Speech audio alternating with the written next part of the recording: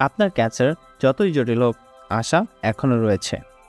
Doctor Sarwar স্যারের এমনও রোগী সুস্থ হয়েছেন যাদের জন্য সকল চিকিৎসা ব্যর্থ হয়েছিল। সুতরাং এখনই ব্যবস্থা নিন। বেশি টাকা খরচ নয়। ডক্টর সারোয়ার স্যারের হোমিও চিকিৎসায় কিডনি ও লিভার রোগীদের ব্যয়বহুল অপারেশন ছাড়াই সুস্থ করেছেন।